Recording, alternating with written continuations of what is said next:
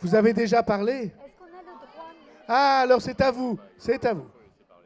C'est à vous. C'est à vous. J'ai patienté parce que ce n'était pas le sujet économie. Voilà, donc c'est bien sur le sujet institutionnel, comme je n'ai pas bien compris l'organisation des 4 débats ou des 5 débats. Voilà, donc effectivement, moi je suis sympathisante des Gilets jaunes. Je n'étais pas au début. J'y suis arrivée parce que ce mouvement exprime la colère des classes populaires. Or, les classes populaires, elles ne sont jamais prises en compte, à part un ou deux petits partis politiques, pardon pour le petit. Donc, ça, c'est le premier point. Le deuxième, la professionnalisation de la politique, c'est-à-dire des gens qui font ça tout le temps, pendant 40 ans, 50 ans, et qui finissent par être des professionnels du blabla. Alors, le débat n'est pas si mal que ça ce soir, vous voyez, je vous fais presque un compliment, mais je souhaiterais que vous parliez un peu moins et que peut-être des gens de l'équipe parlent un peu plus. Voilà. Ensuite, le troisième point, effectivement, il faut des solutions concrètes, donc pas seulement du blabla pendant 2 mois et après aller dormir, mes chers concitoyens, on s'occupe de tout. Et donc, il est évident qu'il faudra une réforme des institutions. Là, je crois que les juristes, ils vont pouvoir travailler. Denis de Béchillon avait déjà travaillé du temps de Sarkozy à une commission. La Ve République, elle est mal foutue parce qu'elle a été trafiquée dans tous les sens. On a réduit le mandat de 7 ans à 5 ans. Maintenant, le président de la République, il s'occupe de tout, alors qu'il y avait un chef de gouvernement qui était censé gouverner et le président présider. Or là, on a perdu, le général de Gaulle est très très loin. Et pour finir, donc moi je suis une partisane absolue du vote blanc parce qu'effectivement, je ne veux ni la peste ni le choléra. Et quand à la présidentielle, j'avais le choix entre Macron et Marine Le Pen, mon vote n'a pas été pris en compte. J'avais le choix entre rester chez moi ou que mon vote soit nul. Alors je demande que le vote blanc soit sérieusement pris en compte. Si, à une élection, parce qu'effectivement, c'est une mesure subversive. Subversive, ça veut dire que ça remet en cause les pratiques jusqu'à aujourd'hui. Et effectivement, beaucoup de citoyens n'en ont jamais entendu parler. Et je suis sympathisante du Parti blanc. Et une élection, il y a une sérieuse pile de bulletins blancs. Et si les bulletins blancs l'emportent, sont en tête, eh bien, on refait l'élection. On rebat les cartes. Et on recommence. Et ça va faire changer nos politiques qui ne pensent qu'à une chose, c'est être réélus. Merci beaucoup. Vous voyez qu'il y a un point d'accord. Quelques points d'accord. Je cherche un bras masculin à gauche. Attendez, écoutez, tout le monde aura la parole. Vous avez parlé au moins autant que toutes les autres sensibilités. D'accord? Au moins autant. Oui, bonsoir. Florent Villeroy-Adoué, 52 ans, employé en CDIC, des contrats à durée indéterminée chantier. Alors, tout d'abord, c'est suite à un mouvement social que l'on est réunis ce soir. Ce mouvement social, il représente une fracture sociale qui est de plus en plus importante. Les classes moyennes sont tirées vers le bas et les classes les plus basses se retrouvent dans une situation de précarité. Donc ça, c'est un constat. Je pense que ça a été perçu par tout le monde et j'espère par nos politiques. On voit que la France, les impôts augmentent et le déficit aussi. On se retrouve avec des chiffres qui sont assez aberrants ou qui manquent de pertinence. Par exemple, dans les documents qui nous ont été fournis, on peut voir qu'il y a 880 000 enseignants pour 13 millions d'élèves. Si on fait le ratio, ça fait un enseignant pour à peu près 15 élèves. On peut se poser la question si dans nos classes, c'est le cas. Est-ce que les enseignants, vous avez la chance de vous retrouver avec seulement 15 élèves par classe? Est-ce que dans le milieu médical, vous avez les mêmes quotas? Est-ce que vous avez la chance? Je n'ai pas l'impression. Donc en fait, au lieu de chercher à voir un petit peu comment on peut augmenter les versements et alimenter l'impôt, il serait peut-être judicieux de voir pour mieux dépenser, avoir du bon sens de la ménagère. Et ça, c'est peut-être quelque chose qui nous manque. Pour essayer de retrouver ce bon sens de la ménagère et pour faire court, on est tous certains qu'il y a des dysfonctionnements. On a des chiffres, on avance des chiffres. On est le PIB. Il y a beaucoup de personnes qui ne savent pas ce qu'est le PIB. On a 56% de perte du PIB. Le PIB, il est à 38 000 $ à peu près par habitant. Donc, le PIB réel, c'est la valeur ajoutée que l'on fournit et que la France fournit. Il est à peu près de 17 000 $ après toutes ces retenues. Ce qui veut dire qu'on dépense énormément. On augmente l'endettement. On a parlé de la capacité d'emprunter, et notamment de la crise grecque. On est en double A. On va peut-être être rétrogradé en simple A. Donc avec des intérêts qui seront encore plus importants. Comme ce monsieur l'a dit, on a le chômage qui augmente. Donc est-ce que l'on ne pourrait pas, dans un premier temps, donner aux gens, et ça serait peut-être un axe d'amélioration, à faire remonter, avoir tout simplement un site internet sur lequel on aurait toutes les dépenses qui seraient affichées. Que n'importe qui, n'importe quel citoyen sache où partent leurs impôts. Je pense que tout le monde est prêt à payer des impôts. Tout le monde paye des impôts, mais on veut savoir pour qui, pourquoi. Et s'ils sont judicieux ou s'il y aurait d'autres répartitions à faire, et avoir cette main libre sur le visuel des impôts. Oui, ni plus ni moins que de la transparence. Et ça serait peut-être déjà un premier point. D'un deuxième point, si on répartit mieux nos dépenses avant de chercher à augmenter la perception, si on répartit un petit peu mieux nos dépenses, on pourrait arriver sur un deuxième aspect. Alors, on voit que le chômage augmente énormément. Là, je vous ai, comme le document a été publié cette semaine, ils ont publié ce que la France finance avec 1 000 € de dépenses publiques, ce que vous demandiez, où partent nos impôts. Et alors, ce qui est affiché, sous le contrôle de tout le monde, hein, les retraites, c'est 268 € sur 1000. L'assurance maladie, c'est 191 € sur 1000. L'éducation, c'est 96 € sur 1000. Toute l'administration, c'est 66 €. L'aide aux entreprises, c'est 53 €. Les transports, c'est 43 €. Je les ai lus également. Allons jusqu'au bout parce que tout à fait. C'est intéressant de voir ce que représente réellement la dépense publique en France. Vous l'avez là sous les yeux et c'est une assez grande leçon parce qu'on s'aperçoit que, évidemment, l'essentiel est en haut, c'est les dépenses sociales du pays. Ce que tout à l'heure, monsieur le professeur Lecacheux indiquait. Et donc, cette répartition qu'on peut vous envoyer si ça vous intéresse, c'est la répartition des dépenses publiques en France. Il y a une colonne qu'on n'a pas mise. À côté de ça, combien on paye d'impôts et de taxes?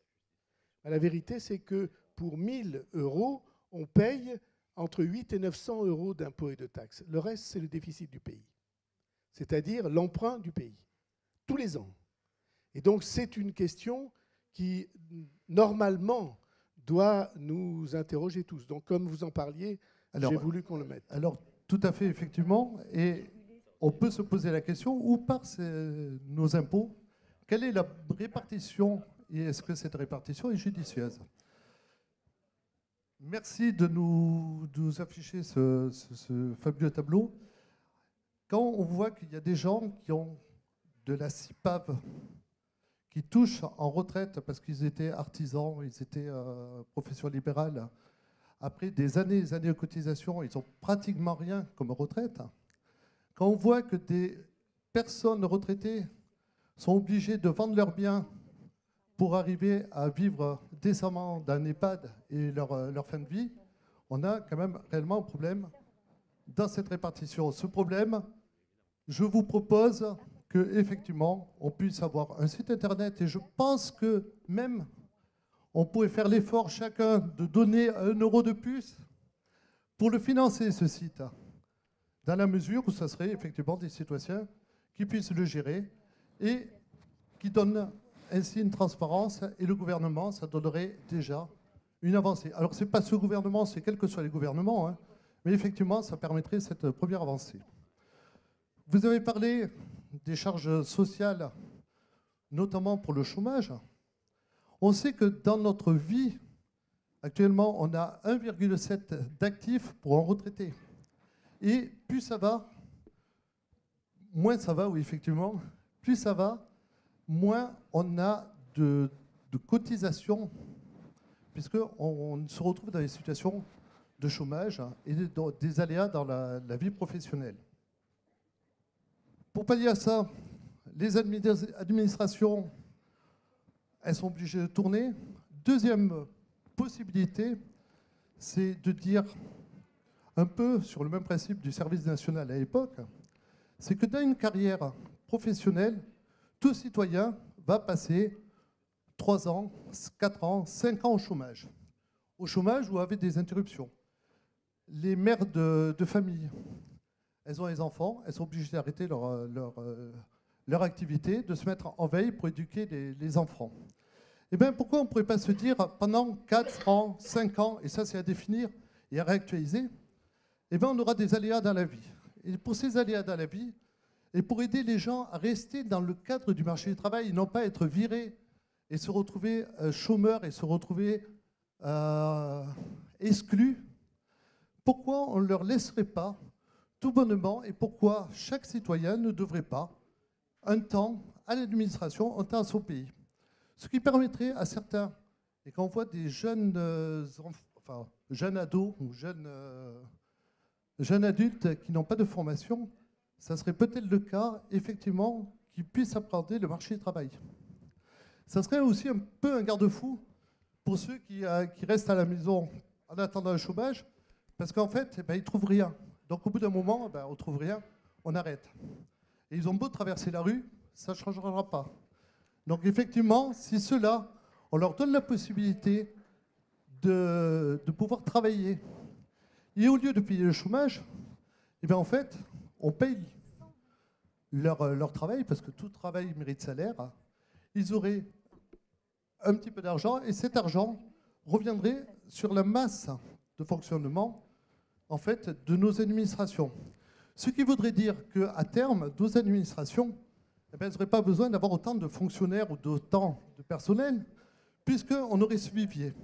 Ce qui permettrait également à ces fonctionnaires de se remettre en question et de ne pas faire une carrière de fonctionnaire où on rentre dans la fonction publique et on y reste vita aeternam, et on pourrait se redonner du sang neuf, redonner de la visibilité. Voilà une proposition. Et au même titre, les politiques, c'est pareil, qu'il puisse y avoir un peu plus de turnover. On demande aux maires de faire ces débats, on se demande un petit peu quel est le rôle des députés, et pourquoi, effectivement, ça a été soulevé par plusieurs personnes, pourquoi on a autant de politiques à l'heure actuelle qui restent et qui vivent, qui passent leur carrière dans la politique sans faire une autre activité. Et ça, je voudrais juste, je vais clore, je vous laisse la parole, juste un dernier point. On voit que ce mouvement social, il a perturbé, il perturbe les politiques, les gouvernements, les syndicats, ils perturbent tout le monde parce que ça part de la base. Il est sans étiquette, sans représentation. Et en fait, il sort du schéma classique que l'on a actuellement chez nous en France vis-à-vis de la politique. Et c'est pour ça qu'on ramène la discussion, on veut des représentants de Gilets jaunes.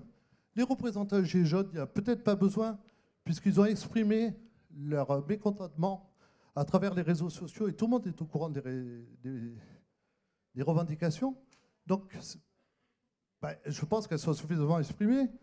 Et nos députés qui sont avec les téléphones à l'Assemblée, je pense qu'ils sont quand même capables de voir sur les réseaux sociaux les revendications qui ont été faites. Et on pourrait effectivement avoir du turnover au niveau des politiques, ce qui permettrait d'avoir du sang neuf et d'avoir une autre visibilité. Merci beaucoup. Madame. Après. Hein? C'est difficile de parler à 10 heures, mais je vais y arriver. Ben, vous avez un gilet Pour jaune moi, à la main. Ah non, c'est un parapluie jaune. Ah d'accord. Non, pas du tout, mais vous allez avoir la parole.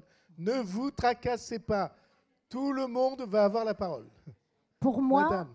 un des mérites des Gilets jaunes, c'est d'avoir posé la question de la justice sociale liée à la justice fiscale, notamment. Alors vous aviez l'air de dire, M. Bayrou, tout à l'heure, que ouais, c'est pas simple parce qu'en plus, c'est planétaire. Et moi, vous voyez, tout discours qui enfonce le clou, quelque part, je m'en méfie un peu, parce que je trouve que dans cette vie, on n'en a qu'une, et finalement, elle est relativement courte. Il faut garder courage, il faut être lucide. Je suis d'accord avec vous, c'est une des difficultés. Mais il faut aussi garder courage et prendre les leçons du passé. Le changement, on l'a connu un peu, on ne vient pas de rien. C'est vrai qu'il y a très longtemps, nous étions des esclaves, mais entre-temps, il y a l'histoire a parlé. Pour moi, qui suis une femme de gauche, il y a eu des grands moments de l'histoire, il y a eu 36, il y a eu 45, et ça existe toujours dans nos cœurs. Et cette gauche-là, je continue d'y croire. Je pense que pour une bonne part, si nous sommes dans la panade, eh bien, ce n'est pas tant à la droite que nous devons nous en prendre, c'est à la gauche. Parce que quand elle a été en poste de responsabilité, elle n'a pas fait une politique de gauche. C'est une de nos difficultés. Et quand la gauche est désunie, elle le paie et le peuple le paie cher. Ceci étant, je voulais saluer à travers cette dame, Madame Paris, la grande conquête qu'a été pour le peuple français la sécurité sociale. Cette sécurité sociale, M. Bayrou, ça n'a pas été simple de la mettre en œuvre. J'ai regardé, comme beaucoup d'autres personnes peut-être dans la salle, ce documentaire très magnifique de Gilles Perret qui s'appelle « La sociale » et qui nous montre comment, précisément, historiquement, ça a été mis en place. C'est une conquête sociale où il a fallu mettre la main dans le cambouis. Et ça a été grâce à des ministres, notamment communistes, disons bien le mot, Ambroise Croizat, ministre communiste de la Sécurité sociale. Quel est le principe de la sécurité sociale? C'est la solidarité nationale. Ce n'est pas une idée simple. Ce n'est pas simplement faire payer les riches. Je suis d'accord avec vous. Cependant, quand même, il faut qu'ils paient, parce qu'autrement, on ne va pas y arriver. Et donc, le principe de la sécurité sociale, chacun paie selon ses moyens et reçoit selon ses besoins. Il n'y a pas à culpabiliser. La France est riche, l'argent coule à flot. La question, c'est comment, quelle volonté politique va pouvoir être mise en œuvre pour créer cette solidarité réellement. Voilà ce que je dis. Et s'il y a quelque chose, M. Bayrou, qui pourrait nous faire dire « c'est foutu », il n'y a plus qu'à pleurer, revenons au temps de l'esclavage, c'est en effet la dimension internationale. Et je suis d'accord avec vous, la dimension planétaire. Mais attendez un peu, cette dimension-là, c'est la même que pour nous en France. C'est-à-dire que c'est la question du 1% qui possède plus que la moitié de l'humanité. Eh bien, ce n'est pas que l'histoire du peuple français, je suis d'accord avec vous, c'est l'histoire et c'est un enjeu pour tous les peuples aujourd'hui sur la planète. Mais nous allons y arriver. Bon, merci beaucoup. Merci beaucoup. Si on avait le temps et si on était dans une autre instance, je vous poserai la question qu'à mon avis votre discours appelle. C'est pourquoi la gauche s'est cassée la figure comme ça. Parce que, à mon avis, mais c'est juste une opinion, mais c'est une opinion comme la vôtre, de citoyen, à mon avis, c'est une conséquence qui a des causes. Il y a des causes profondes à cette raison-là. Et la cause profonde, c'est que la promesse était en réalité mensongère. C'est ce que je ressens. Et on pourrait analyser la totalité des gouvernements de gauche au travers du temps pour s'apercevoir qu'il y avait dans les choix idéologiques qui étaient faits quelque chose qui était contredit par le réel. Mais c'est pas le sujet, et je suis pas là pour poser des questions à la gauche. Je suis là pour attendre, pour faire partir. Oui, je suis d'accord. C'est pas ce qui est en train de se faire par aucune des forces divisées que Madame évoquait. Question masculine sur la droite là-bas. Merci.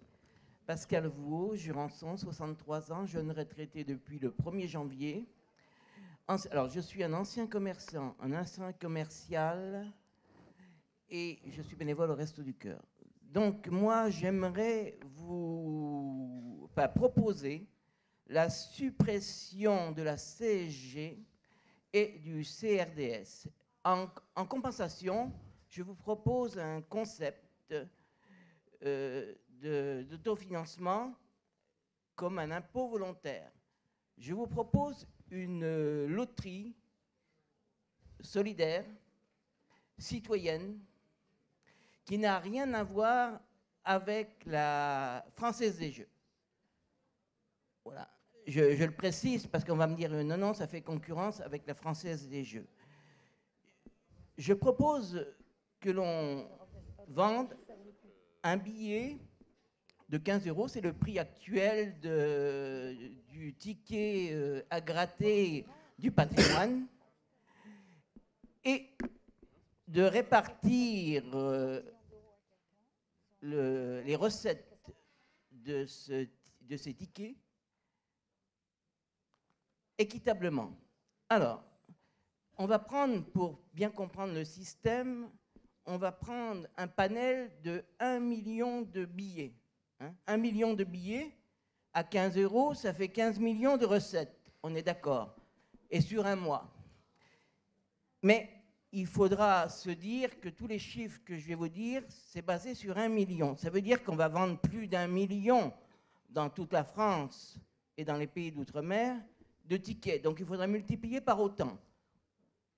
Alors, moi je propose, puisque je vous propose de supprimer le CSG et la CRDS, de vous donner un tiers par tranche de 1 million, toujours, je précise. Ça veut dire 5 millions à l'URSSAF. Si on vend 3 millions de billets, c'est 15 millions qui rentrent dans les caisses de l'URSSAF. Le deuxième tiers, bien sûr, comme c'est une loterie, je propose qu'on l'utilise comme ceci. 1 million pour les lots tirés, le tirage. Alors, il faut que je vous précise quand même que ce billet sera un peu particulier, puisqu'il aura 2 souches. Pourquoi 2 souches? Une souche qui restera dans le centre de gestion, parce qu'il faudra bien créer un centre de gestion qui gérera et engendrera des emplois. Je pense qu'il y aura plus d'une centaine d'emplois pour que ce centre de gestion puisse gérer cette loterie répercutée sur la France entière. Je propose donc un ticket. Alors, il y a 2 souches et 2 parties dans le ticket. La première souche, elle reste au centre de gestion. Ça évite Monsieur, peut-être vous pourriez nous donner par écrit votre texte, Oui. et on le joindrait aux propositions. Je vous le donnerai par écrit. Parce que Mais simplement, je veux attirer votre attention sur le fait que vous parlez en millions, la Sécu parle en milliards. Et le rapport entre 1 million et 1 milliard, c'est 1000. oui, mais c'est des millions multipliés. Oui, mais 15 millions, ce qui est pour 1 million, c'est même pas la recette de la Sécu à Pau. Par mois? À Par Pau. mois. 1 milliard a dit tout à l'heure. Par an ou par mois? 1 milliard par an. Par an. Mais 15 millions Oui, mais par par mois. mois. Mais 15 millions Oui. par mois, c'est même pas Oui, mais 20% de la recette. on peut vendre beaucoup plus de billets. Mais je vous le présenterai par écrit. Vous allez le présenter par écrit. Je le présenterai par écrit. Merci, Monsieur Drouot. Madame.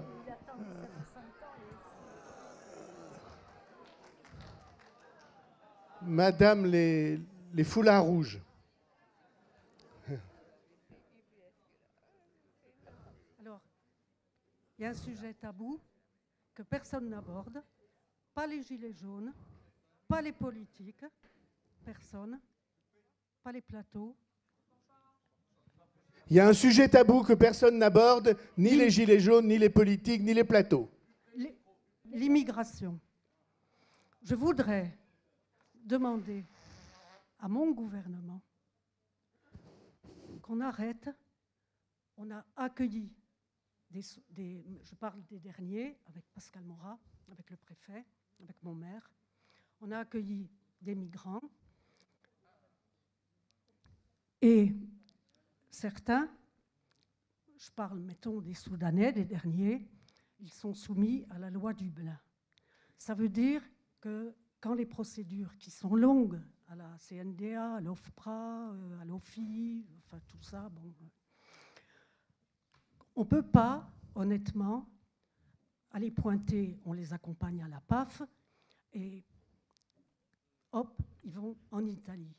Notre gouvernement, on ne peut pas envoyer nos migrants, parce qu'on les a accueillis, donc ce sont nos migrants. Je suis petite fille d'immigrés grecs, mon grand-père était attaché d'ambassade, bon, voilà. Mais on ne peut pas les renvoyer en Italie à l'heure actuelle. Alors, qu'ils dorment, qu'on confonde, je me suis fait huer, parce que j'ose dire que oui, on a de la place en France, oui, on a l'argent pour accueillir nos migrants.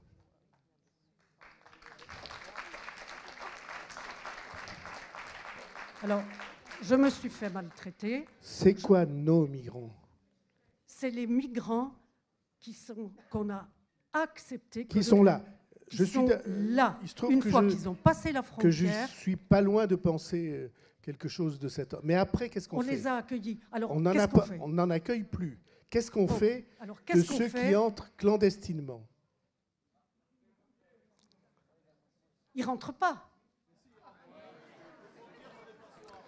Demandez Alors, si par hasard le préfet était dans la salle, mais ce n'est pas le cas.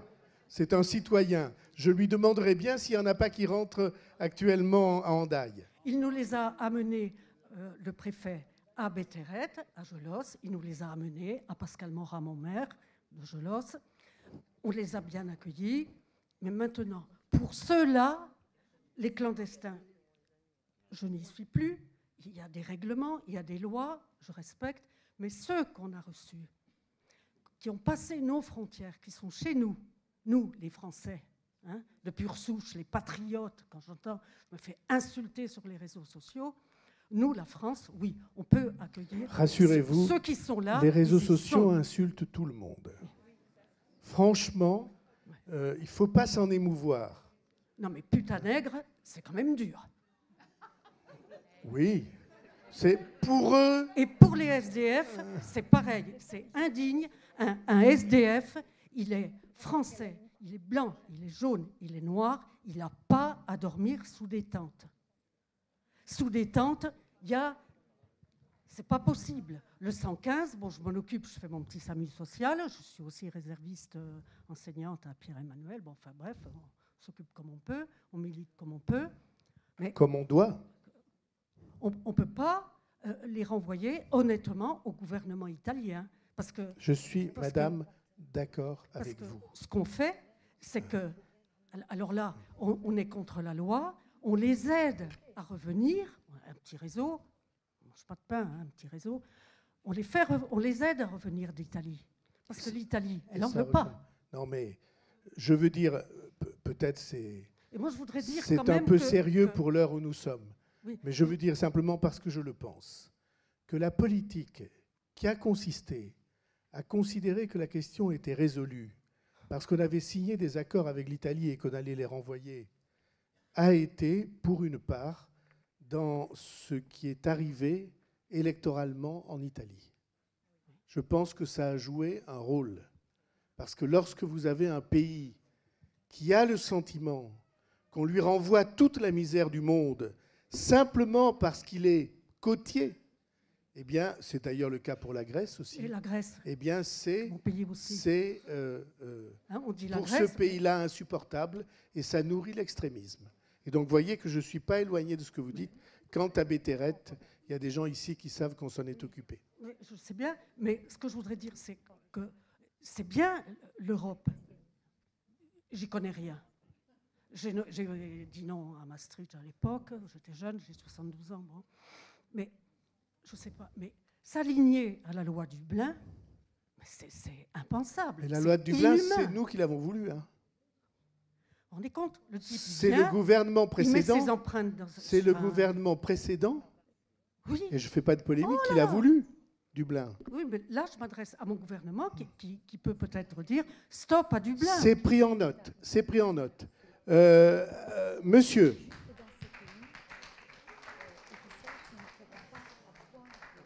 Bonjour. Les rangs s'éclaircissent. Peut-être le combat finira faute de combattants. On verra sur les différents thèmes. Moi, j'ai juste 3 petites choses et je vais essayer d'être un petit peu plus court que les autres. Par rapport à la représentativité, on a évoqué plein de choses, on a évoqué l'obligation de voter et tout. On n'a jamais évoqué quelque chose qui pourrait être aussi beaucoup plus simple, c'est qu'on est censé être représenté par l'Assemblée nationale. Or, quand on regarde la composition de l'Assemblée nationale, on n'a pas vraiment l'impression qu'elle représente l'ensemble du peuple français. Si je veux réussir à faire court, il va falloir pas trop m'interrompre. Donc, moi, ce que je propose, c'est quelque chose de beaucoup plus simple. C'est qu'on est tous citoyens français. Donc, citoyens français, on est enregistré quelque part. On peut déjà être tiré au sort pour être juré d'assises. On pourrait parfaitement être tiré au sort pour participer au gouvernement. Et bien, moi, je suis en désaccord complet. C'est comme ça. Je sais que je suis minoritaire dans certains milieux. C'est l'opinion de vous en tant que citoyen aussi. Je suis minoritaire dans certains milieux, mais je trouve que le tirage au sort, c'est l'abandon de la responsabilité d'un citoyen. Mais, monsieur, on est en désaccord sur tout, mais sur ce point, vous me permettrez de défendre mon opinion. Moi, je considère que la démocratie, selon le mot d'un philosophe que j'aime beaucoup, c'est le régime qui permet de porter à son plus haut la conscience et la responsabilité du citoyen. Et vous m'excuserez, mais la conscience et la responsabilité, ce n'est pas le tirage au sort. Mais parce que le tirage au sort, il tire n'importe qui au sort, par définition. Ça permettrait et donc, de voir... moi, je suis en désaccord absolu et je me battrai comme un chien pour empêcher que cette absurdité délirante soit mise en place. Voilà, en tout cas, c'est mon opinion. Bon. Bien. Ça n'est pas une remise en cause de la démocratie. Il y aura toujours des élections à des tas d'autres endroits. Mais ça permettrait peut-être au moins de se sentir représenté quelque part. C'est déjà un problème à l'heure actuelle. Il y aurait certainement beaucoup moins eu de choses si la représentativité avait été un peu meilleure. Si on avait réussi à écouter un peu les syndicats, on n'en serait pas arrivé là. C'était cette proposition-là que je voulais faire aujourd'hui. Voilà. J'en ai quelques autres. La deuxième, c'était pour rappeler que quand on nous dit que l'État français est obligé de se financer par la dette, s'il est obligé de se financer par la dette, c'est qu'il n'arrive pas à se financer par l'impôt. D'accord? On est bien évident là-dessus. Après, si on regarde un petit peu qui achète la dette de la France, bah, essentiellement, c'est les Français. Donc en gros, c'est les Français suffisamment riches pour ne pas payer d'impôts, l'impôt qu'on ne leur fait pas payer, ils achètent de la dette de l'État et l'État finira par leur donner des sous qu'on n'a pas réussi à se faire payer au moment donné. Effectivement, ça retombera sur les épaules de tous les enfants de France. Donc ça, c'était un autre point à rappeler sur la dette. Et une dernière petite chose, c'est celle pour laquelle j'étais venu au début, c'est tout simplement sur le chômage. On en a déjà parlé tout à l'heure et je pense effectivement que c'est un problème certainement le plus important parce que c'est celui qui fait peur à tout le monde et qui fait qu'on est tous un peu aux abois sur tout un tas de sujets. Si on fait un petit calcul assez rapide, les chiffres que je prends sont les chiffres de l'INSEE. Donc, on a 2 972 000 personnes au chômage. C'est les derniers chiffres que j'ai trouvés. Je n'ai pas forcément les meilleurs chiffres. En regardant un petit peu, j'ai aussi trouvé le SMIC annuel, cotisation comprise. On ne va pas priver la sécurité sociale de revenus supplémentaires. Donc, ça fait à peu près 19 000 € par an. Et le total de tout ça, ça fait un total de 56,6 milliards d'euros. Je vous épargne donc 56 milliards d'euros. Si on regarde un petit peu après, au niveau des recettes, vous aviez fait un tableau tout à l'heure sur les dépenses. Bien évidemment, en face, il ne faut jamais oublier qu'il faut mettre des recettes aussi. Actuellement, les recettes de l'UNEDIC sont de 36 milliards. Alors, c'est le dernier rapport financier de 2017. Du coup, les sources m'ont l'air suffisamment fiables. Par contre, après, sur le CICE qui coûte 20 milliards à l'État, c'est le chiffre qu'on entend partout. Je l'ai repris directement des médias, donc de France Info, mais ça aurait pu être d'ailleurs si les chiffres sont à peu près justes. Donc ça nous fait déjà 56 milliards. Il reste encore les 4,5 milliards de flat tax et d'ISF qui ont été abandonnés. Donc tout ça, ça nous arrive quand même à un total de 60 milliards. Ça permet d'embaucher 3 millions de chômeurs. 3 millions de chômeurs en moins. Il faut aussi se rendre compte de ça. Il y a un choix qui a été fait à un moment, qui a été le CICE, de dire on va faire le CICE, ça va permettre de résorber le chômage. Au final, le CICE a créé quelques centaines de milliers d'emplois, alors qu'à la place, on aurait pu résorber complètement le chômage. Est-ce qu'il n'y a pas quelque chose qui pose problème à ce moment-là? Et c'est surtout que ces 3 millions de personnes au travail, on aurait pu les employer à tout un tas de choses intéressantes. On parle de manque de bras dans les EHPAD, on parle de manque de bras à l'hôpital, on parle de manque de bras pour dédoubler les classes, on parle de manque de bras un peu Vos partout. 3 propositions ont été prises en note et donc merci de les avoir apportées. Merci. Mademoiselle. Merci d'avoir fini par me donner la parole. Juste pour dire que j'ai l'impression que ces grands débats, ça repousse les problèmes à plus tard. Le problème de base, il est tel qu'en face de nous, gilets jaunes citoyens, nous avons le pouvoir politique, le pouvoir financier, les banques, qui veulent rien changer. Rien changer, ça veut dire arrêter l'évasion fiscale, qui est actuellement de 100 milliards d'euros, le budget de l'éducation nationale, qui est caché sur les îles, on ne sait pas où, avec l'accord du gouvernement, entre guillemets.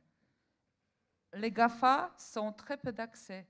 Il fallait le mouvement des Gilets jaunes pour que notre ministre du Travail commence à parler de détaxer les GAFA. Donc il y a de l'argent, mais on ne le cherche pas là où il faut. Et à nous, Français, on nous dit faites les efforts, faites les efforts. Mais aux riches, on ne dit jamais faites les efforts. Et les banques, parlons de nos banques, toutes les banques, sauf peut-être les crédits coopératifs, sont mêlées dans l'optimisation fiscale. On peut parler de l'évasion fiscale. C'est des sommes inimaginables. Et c'est nous, les Français, à qui on prend pour les frais de découvert 6 milliards par an. Donc, l'argent, il y en a plein. Maintenant, on dit aux Gilets jaunes, mais calmez-vous, M. Macron vous a donné 10 milliards. Mais attendez, ce n'est pas la question de nous donner 10 milliards. C'est la question de se poser la question, est-ce qu'on veut changer ce système? Si on ne le change pas, mais dans 6 mois, on va être dans la rue. Dans 1 an, dans 2 ans, on va continuer. Le problème, c'est que nous, les humains, on dit stop.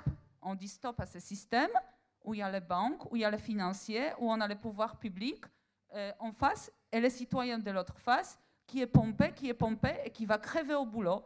Parce que ma génération, je suis désolée, je vais mourir en travaillant parce qu'on va me faire une telle décote de retraite que je vais bosser jusqu'à ma mort. C'est ça qui m'attend. Donc on me dit ça aujourd'hui, j'ai 43 ans, et je vais bosser peut-être à 100 ans. C'est la réalité de la France, c'est la réalité ailleurs, dans les pays capitalistes. Non, oui, il faut tout changer. Changer tout, ça veut dire prendre là où il y a de l'argent, arrêter cette évasion fiscale des grandes sociétés, évasion fiscale des banques, tout change. Il faut tout changer. Et c'est maintenant, ne croyez pas que ce débat, il va changer quelque chose. Si les pouvoirs publics, nos politiques ne veulent rien changer, ça va aller très mal et la population ne veut pas qu'il n'y ait pas de changement. Moi, je vous dis, les Gilets jaunes, ils ne vont pas s'arrêter parce qu'il y a un grand débat, c'est sûr. Voilà. Donc, il y a la goutte qui a fait déborder les vases. Oui, mais M. Macron, hier, il a dit « je ne vais rien changer ». Il a clairement dit ça. Non, c'est pas vrai. Si, il a dit ça. Je l'ai entendu. Il a dit ça. Il a dit ça. Ça n'est pas parce que vous crierez que ça sera plus vrai. Oui, mais c'est vrai, M. Bayrou. Il a dit, il a dit ça. Donc, vous pouvez être en désaccord. Il a dit ça, je l'ai écouté, M. Peut-être, à votre avis, il ne changera pas les choses suffisamment, mais il n'est pas vrai qu'il ait dit ni pensé ça. Il dit exactement le contraire. Non, attendez, attendez. Encore une chose, comment nous, les Français, comment nous, les citoyens du monde, on peut accepter que 26 milliardaires sur la Terre possèdent moitié de nos richesses? Comment on peut moralement accepter ça? Mais on ne peut pas. On ne peut plus accepter des choses comme ça. Les riches, ils s'enrichissent de plus en plus. Et nous, on s'appauvrisse de plus en plus. Mais on ne peut plus accepter ça. C'est plus possible. On est arrivé au point où cela n'est plus possible. Et je pense que le problème, c'est que... Je pense qu'on a... Vous ne comprenez pas ça. Vous ne comprenez pas. Je comprends très bien, mais je peux avoir une opinion différente. Monsieur.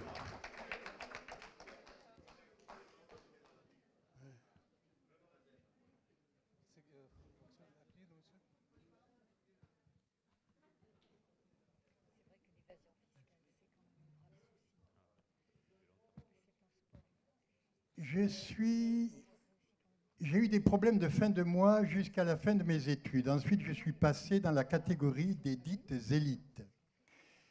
Et je suis citoyen du monde et également sympathisant Gilets jaunes depuis le début. Je suis sympathisant parce que je pense que dans ce mouvement, il y a des risques, à la fois d'aller vers la violence d'un côté et à la fois d'aller vers la fraternité d'autre chose. Et j'évoque cette question parce qu'en fait, il y a deux éléments clés dans le mouvement des Gilets jaunes à mes yeux. Il y a la dimension de fin de mois, la dimension matérielle, d'organisation, et puis il y a la dimension humaine, de fraternité, d'humanité. Et Pau même, on parle de Pau capitale humaine. Alors, le 2 janvier, après avoir entendu le discours de notre président, j'ai fait un poème. Et je pense que ça sera une petite détente ici pour... On en a besoin. Ça ne sera pas de trop. Voilà, un poème sur la fraternité, un hommage à la fraternité des ronds-points. Gilets jaunes du Grand Pau, gilets jaunes de partout, des ronds-points, des péages, des champs ou même d'ailleurs. Sympathisant je suis, gilet jaune, je t'aime. Mon enfant, mon petit, qui donc es-tu vraiment? Le monde intensément voudrait te mieux connaître. Gilet jaune, Gégi, mon nom est si sacré que même un président en sa délicatesse n'osa le prononcer de peur de le gâter. Mon enfant, mon petit, au tribunal du cœur, ici donc convoqué, tu dois tout avouer. Avec profonde joie, j'essaie, ose obéir. Mon nom, humanité, et donc fraternité.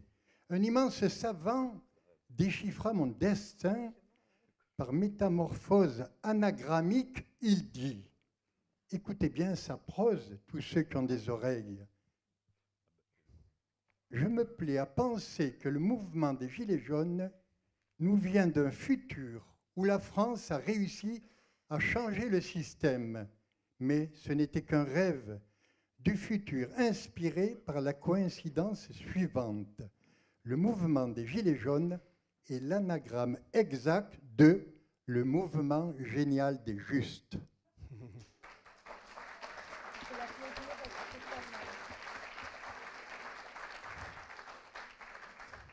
Alors, l'ami curieux, tu sais donc qui je suis?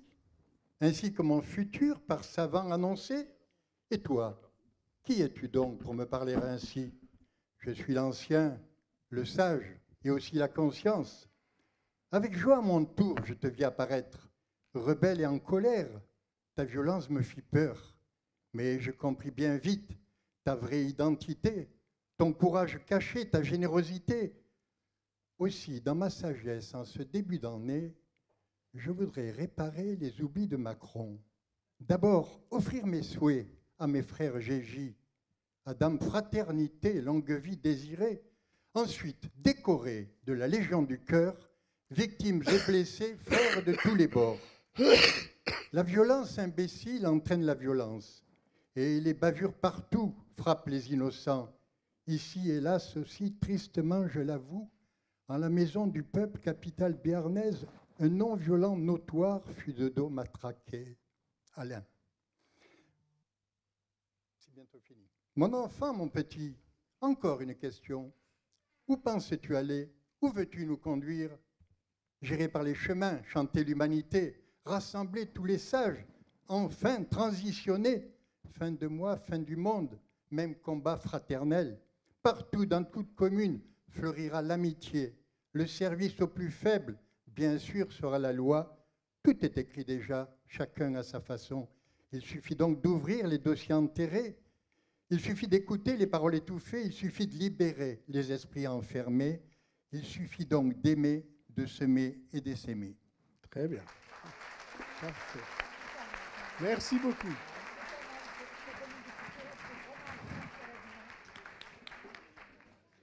Mais si, vous allez avoir un micro. Mais il faut qu'on vous enregistre. Il faut qu'on vous enregistre. Tout à l'heure, vous avez évoqué, on a évoqué ensemble donc le fameux problème du vote et l'obligation du vote. Vous avez précisé, c'est déjà en exercice en Suisse et en Belgique. Toutefois, les gens qui ne se plient pas sont éventuellement passibles d'une amende. D'une amende, 90 €, je crois. Qu'est-ce que vous pensiez exactement quand vous avez dit ça? Est-ce que vous avez posé une sorte de menace en dessous? Dites-moi exactement. Vous ne m'avez pas compris, c'est très simple. Si vous demande faites une loi en disant le vote est obligatoire, oui, alors il faut des sanctions pour ceux qui ne votent pas. Mais est-ce que vous êtes profondément d'accord avec ça, réellement? Moi j'ai proposé le vote obligatoire dans des élections précédentes, et je peux vous envoyer les papiers. J'ai proposé le vote obligatoire. Je me souviens que celui qui s'était opposé le plus, c'était Laurent Fabius, parce qu'il disait, s'il y a vote obligatoire, il y a sanction et amende, et donc, autrement, c'est une sornette. Il n'y a pas de vote obligatoire. Voilà, exactement. Il y a dans le monde politique classique, les gens sont très opposés à ça. Et moi, je trouve cependant que c'est intéressant. Et je dis, ça pourrait faire un objet de référendum. Tout à fait. Voilà. Tout à fait. Je suis tout à fait d'accord. La deuxième chose, en début, tout à l'heure, vous avez répondu à un monsieur tout début. Vous lui avez accordé apparemment une future audience de quelques minutes. Je répète que tous les vendredis soirs, c'est de cette audience-là dont vous parliez. Tous les vendredis soirs, à 18h, depuis que je suis élu maire de Pau, tous les vendredis soirs, sans exception, il y a un forum comme ça. Il n'y a pas toujours autant de monde. Parfois, on est 30, parfois, on est 200, quand c'est dans les quartiers, où on traite de tous les problèmes que les gens exposent.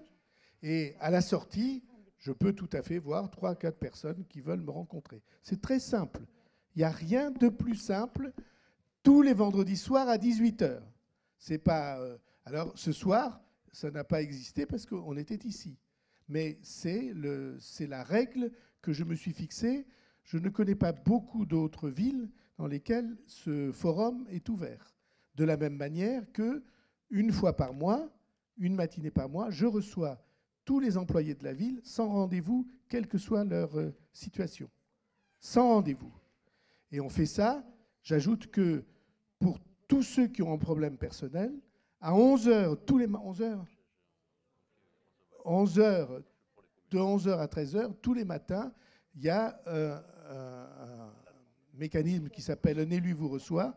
Et il y a un adjoint, parfois ils me maudissent parce que c'est une charge de 11h à 13h qui reçoit tous les citoyens qui veulent. Il n'y a pas de ville, enfin je ne connais pas de ville aussi transparente de ce point de vue-là que cela. Voilà. Et d'ailleurs, c'est intéressant, vous voyez. Moi, je conclurai après.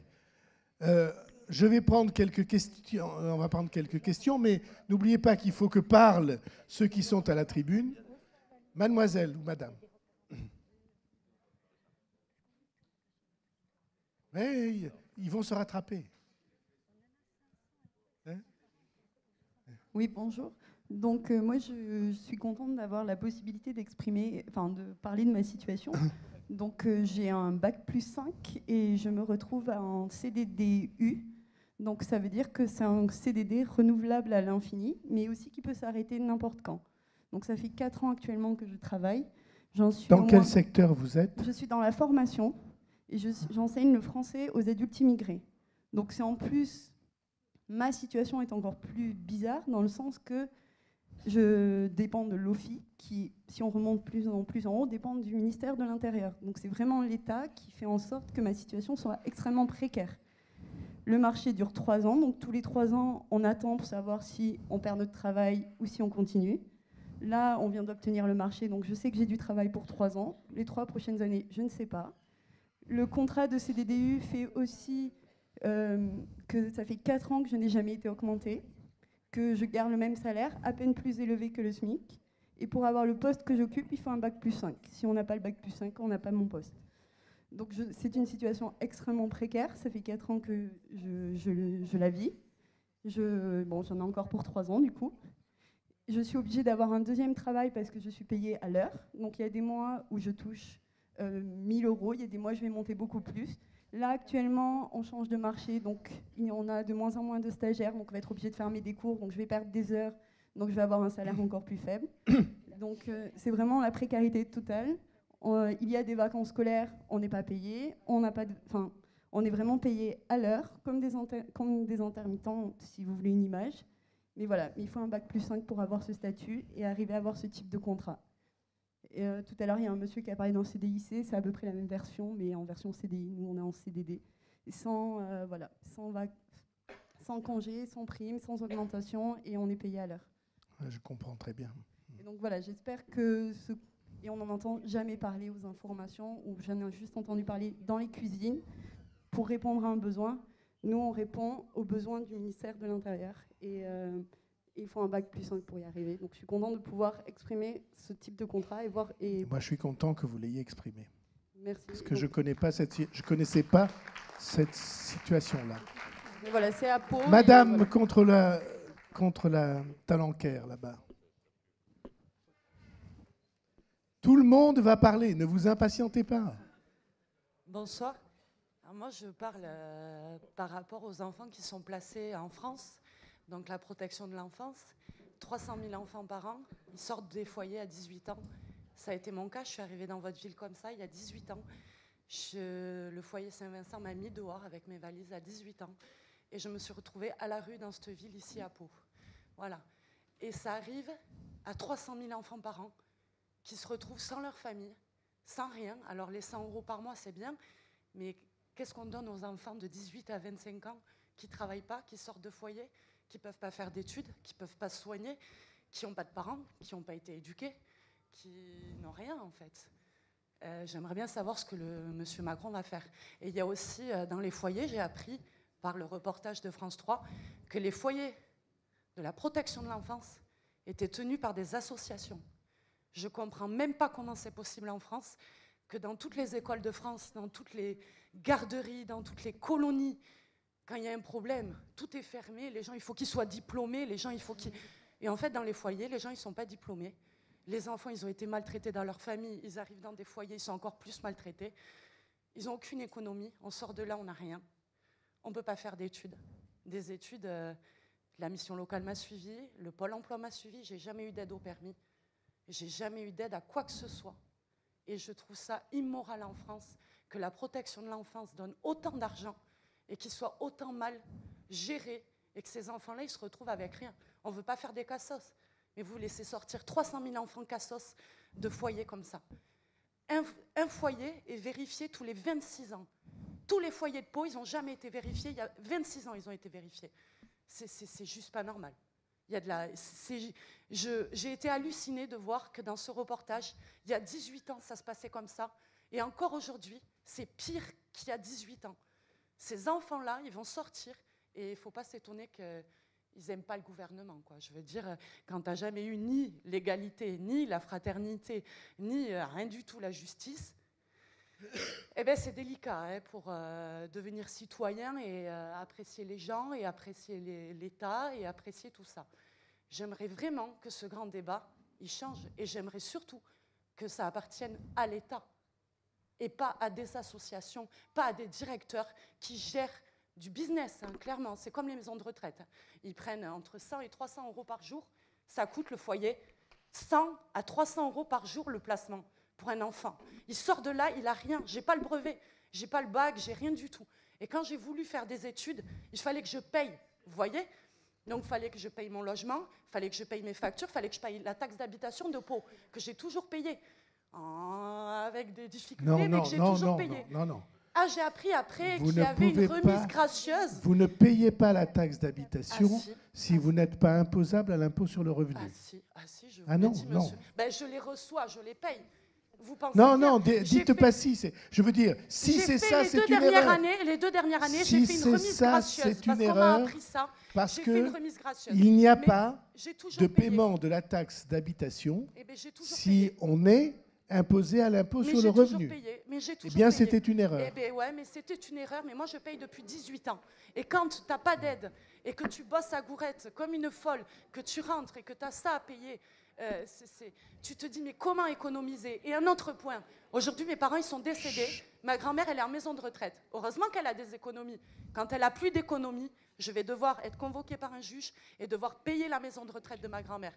Alors, comment je fais pour vivre, économiser ma vie, passer mon permis, payer ma voiture, faire des études si j'en ai envie? Et je ne parle même pas d'avoir des enfants, hein, parce que quand tu as ça devant toi, tu ne penses pas à faire une vie. Hein, voilà. J'aimerais vraiment que M. Macron il change les lois par rapport à ces enfants-là. En tout cas, ça, on va le remonter, mais on peut regarder votre situation particulière. Taxe d'habitation, c'est non. Ah ben, les 2 dernières années, je ne l'ai pas payé. Mais est-ce que c'est dégressif? Écoutez, je ne dis pas qu'il n'y a pas d'erreur. Moi, je connais beaucoup de gens au RSA qui l'ont reçu aussi. Et les gens qui sont honnêtes, ils vont aller la payer. Je ne dis pas qu'il n'y a pas d'erreur. C'est possible. Je ne dis pas qu'il n'y a pas d'erreur. Je dis avec certitude que la taxe d'habitation, depuis 10 ans au moins 10 ans, elle est exonérée pour tous ceux qui ne paient pas l'impôt sur le revenu. Mais écoutez, je veux bien que... C'est exactement comme si je vous disais, il est midi, il y a grand soleil. Et vous diriez, non, non, ce n'est pas faux, c'est la vérité vraie. Chut. Écoutez...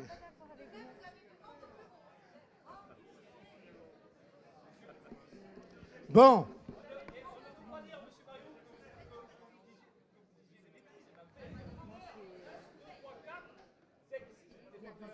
Eh bien, la taxe, je répète, la loi, elle est simple. Il y a 52% des foyers français qui ne paient pas la taxe d'habitation parce qu'ils ne paient pas l'impôt sur le revenu. Mais ne dites pas non. Je vous supplie de me croire. La loi, c'est ça. Elles peuvent se faire rembourser, oui, absolument. Hein? Bon. Allez, on va prendre encore 3 questions. Mais les plus courtes possibles parce qu'il faut que la tribune s'exprime. J'ai au moins 25 mains levées.